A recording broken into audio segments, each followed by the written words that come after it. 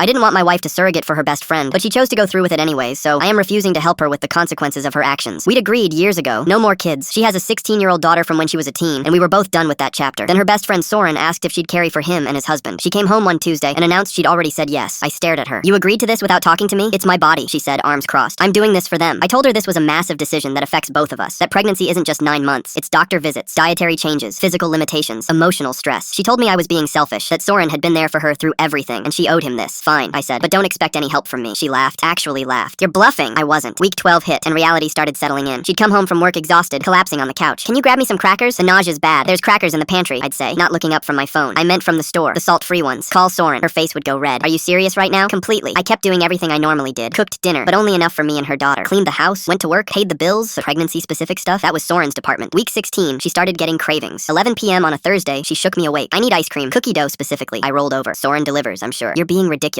I'm being consistent. You made this choice. They're the parents. I'm just the husband who got overruled. She called Soren. I heard her on the phone, crying, telling him I was being cruel. He showed up 40 minutes later with 3 pints of ice cream. Month 5, Soren and his husband Weston started really getting involved, texting me during work, calling me selfish, saying I should be supporting my wife through this beautiful journey. I finally called them back. Let me be clear. You two wanted this baby. She agreed to carry it. That makes you 3 the involved parties. I'm just the guy who lives here and pays half the mortgage. You want her supported? You support her. Weston started yelling about marriage vows and partnership. I hung up. That weekend, my stepdaughter pulled me aside. Is mom okay? She's been really emotional lately. She's pregnant with someone else's baby, I said. That's between her and them. She nodded slowly. I think she regrets it. She was right. Week 22, my wife came into the living room at 2 a.m. I was still awake watching TV. She sat down next to me crying. I made a mistake, she said quietly. I didn't say anything. I thought this would be easy, that it would just be 9 months and done. But my body's changing. I can't sleep. I'm uncomfortable all the time. And you, her voice cracked. You won't even look at me anymore. I told you this was a bad idea, I said. You told me to deal with it. I know. I'm sorry. I should have listened. We sat in silence for a while. Then she said, can we do marriage counseling after the baby comes? I thought about it. Yeah, we can do that. She looked relieved. Then I said, but I think you should stay with Soren and Weston for the rest of the pregnancy. Her face fell. What? They're the parents. They should be there for the daily stuff, the doctor appointments, the midnight cravings, the emotional breakdowns. That's what parents do. And since you chose to do this despite my objections, you should be with people who actually wanted it. That's my home too, she whispered. And you made it very clear this pregnancy was your choice alone. So make the full choice. I called Soren the next day, explained the situation. To his credit, he agreed immediately. They had a spare bedroom, and honestly, I think he felt guilty about how everything went down. She packed her stuff on a Saturday. Not everything, just enough for the next 4 months. Her daughter watched from the stairs. When my wife's car was loaded, she hugged our daughter goodbye. Then she looked at me. I really am sorry. I know, I said. We'll figure it out after. After she left, my stepdaughter came and sat next to me on the couch. I'm staying here with you, she said firmly. Not going with mom. This is my home. I put my arm around her. I know, kiddo. I know. That was 3 weeks ago. My wife texts me every few days. Updates about the pregnancy mostly. Sometimes apologies. Soren sends photos of the nursery they're setting up. I respond to her, politely, distantly. My stepdaughter and I have dinner together every night. We talk about school, her friends, normal stuff. She told me last week that she's glad someone finally stood up to her mom. She always gets her way, she said. It's nice seeing consequences for once. I don't know if this marriage survives. Maybe counseling fixes it, maybe it doesn't. But I do know this. The next time my wife makes a major life decision, she'll remember what happens when she does it alone.